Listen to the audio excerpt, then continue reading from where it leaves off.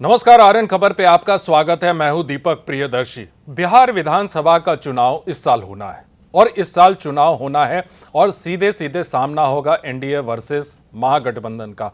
हालांकि उसमें प्रशांत किशोर की पार्टी जनसुराज उसमें तीसरा कोण बनने की कोशिश कर रही है, लेकिन अभी सीधा सीधा मुकाबला एनडीए वर्सेस महागठबंधन का है।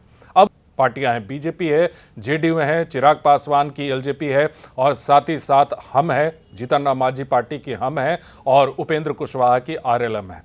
इन पांच पार्टियों के बीच में सीटों का बंटवारा होना है और सीटों के बंटवारे में बड़ी खबर यह आ रही है कि एनडीए में सीटों का बंटवारे का फॉर्मूला ऑलमोस्ट तय हो गया है।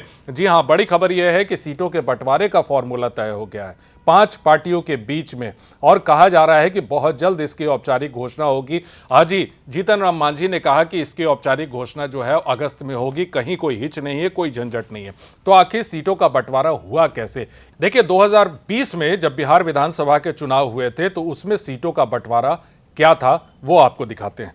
देखिए, जिस तरह से आप देख रहे हैं कि 2020 कि जो बिहार विधानसभा के चुनाव थे उसमें एनडीए में सीटों का जो बंटवारा हुआ था उसमें बीजेपी 110 सीट पर चुनाव लड़ी थी, जिसमें से 74 सीट पर उसे जीत मिली।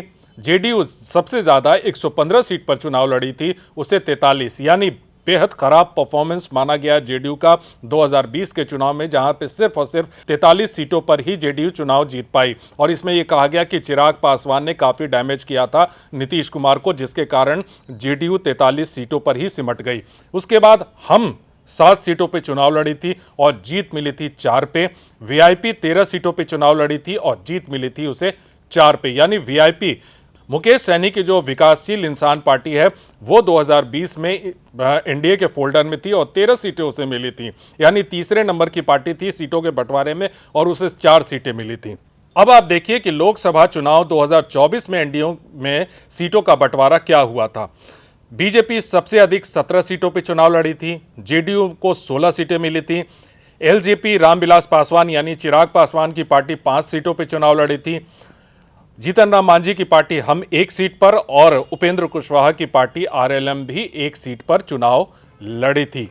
देखिए, ये पूरा पिछले चुनाव का ये आंकड़ा है और पिछले चुनाव में चूंकि एनडीए के फोल्डर में उस समय चिराग पासवान नहीं थे 2020 में, इस बार चिराग पासवान है और वीआईपी यानी मुकेश सैनी की पार्टी जो 2020 में थी वो इस बार निकलकर महागठबंधन में है। तो ये फोल्डर में सिर्फ एक पार्टी का अदला बदली हुआ है। अब चिराग पासवान इस फोल्डर में है। अब आपको बताते हैं कि फॉर्मूला क्या तय हुआ है जिस पर सीटों का बंटवारा ऑलमोस्ट माना जा रहा है कि यह फाइनल है। देखिए, 2025 को लेकर एनडीए में जो सीटों का बंटवारा होने का जो फॉर्मूला लगभग तय हुआ है, एग्जैक्ट संख्या नहीं है, लेकिन एनडीए में जो सीटों का बंटवारे का फॉर्मूला तय हुआ है उसमें जेडीयू 102 से 103 सीट पर है। देखिए, बिहार इलेक्शन 2025 में जो एनडीए में सीटों का बंटवारा का फॉर्मूला तय हुआ है उसमें जेडीयू को 102 से 103 सीट है, बीजेपी 101 से 102 है, एलजेपी रामविलास पासवान यानी कि चिराग पासवान की पार्टी है उसे 28 से 30 सीटें मिलेंगी।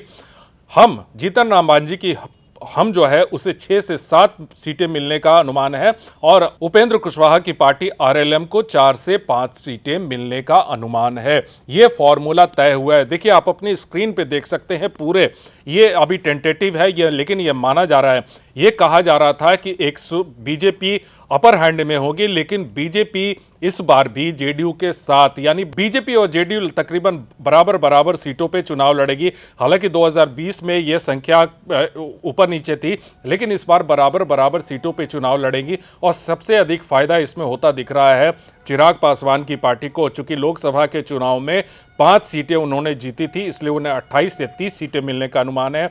हमको 6 से 7 और उपेंद्र कुशवाहा की पार्टी को 4 से 5 सीटें मिलने का अनुमान है। तो ये फॉर्मूला तय हुआ है और इस फॉर्मूले के हिसाब से एनडीए में सीटों का बंटवारा होगा। आधिकारिक घोषणा नहीं है, लेकिन फॉर्मूला लगभग फाइनल माना जा रहा है। इसी में एक आध सीट ऊपर नीचे कहीं भी हो सकता है, लेकिन अमूमन यह माना जा रहा है कि बीजेपी और जेडीयू इस बार बराबर बराबर सीटों पे चुनाव लड़ेगी। हालांकि चिराग पासवान की पार्टी को उनकी मांग थी कि तकरीबन 35 से 40 सीटें मिले, लेकिन 28 से 3 सीटों पर सहमति बनती हुई दिख रही है। ऐसे में मांझी को भी फायदा हो रहा है, 6 से 7 सीटें मिल रही हैं और उपेंद्र कुशवाहा की पार्टी को भी 4 से 5 सीटें मिलेंगी। अब जब इसकी औपचारिक घोषणा होगी तो ये पता चलेगा कि इस फॉर्मूले में कितनी सच्चाई है। फिलहाल इस वीडियो को देखने के लिए धन्यवाद।